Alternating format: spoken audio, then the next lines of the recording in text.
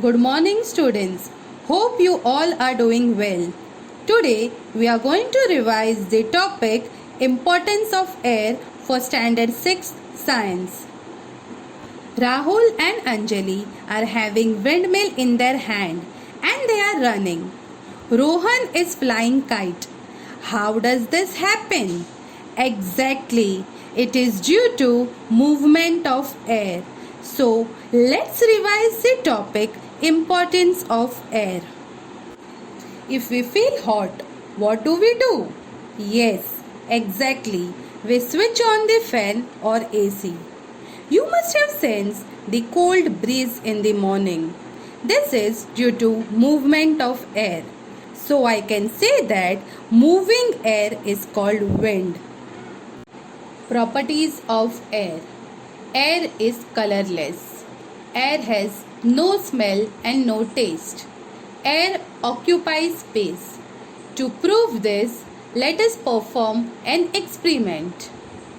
Here I have taken a transparent container filled with water and I have a small glass. Now what am I going to do is I am going to put this glass upside down. When I put it upside down, because of the air inside the glass, the water is not able to move inside. But now when I slightly tilt it, you can see the bubbles coming out. Why? Because whatever air was there inside the glass has rushed out and the water can move inside the glass. This experiment proves that air occupies space. Our earth is surrounded by thin layer of air. This layer extends many kilometers above surface of earth and is called atmosphere. It extends over 372 miles from the surface of earth.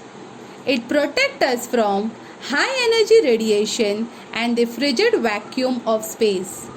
The atmosphere absorbs energy from the sun, recycles water and other chemicals, and works with the electrical and magnetic fields of earth to provide a moderate climate.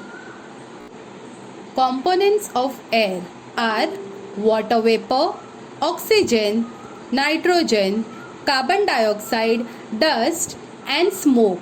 Let us study one by one in detail. Air contains water vapor. Let us perform small activity. I have taken one glass filled with ice cold water. Droplets of water can be observed outer surface of the glass after some time. This is the water present in air. Air has water vapor when it comes in contact with the cold surface. The water vapor condenses to form water. Let us study second component of air, that is oxygen. Oxygen is essential for burning. To prove this, let us perform an activity. I have taken a candle over here. I am going to light that candle. And I have also taken a glass over here. Now, I had also taken one glass. Now, what am I going to do? I am going to put this glass on this candle upside down. And we are going to observe what will it happen. When a burning candle is covered with a glass, it burns only for a few seconds. In the closed container, the candle is deprived of fresh supply of air. Hence, in a short time, the oxygen inside the glass is used up and the candle stops burning. Next component is carbon dioxide. Carbon dioxide. In a closed room, if there is any material burning, we feel suffocated. This is due to excess of carbon dioxide that is accumulating in the room till the burning continues. Plants and animals consume oxygen for respiration and produce carbon dioxide. Plants and animal matter on burning produces carbon dioxide and other gases. Next component is dust and smoke. Burning of fuel produces smoke. Smoke contains few gases and dust particles which are harmful. That is why we see long chimneys in factories. This takes harmful gases away from our noses but bring it closer to the birds flying in the sky.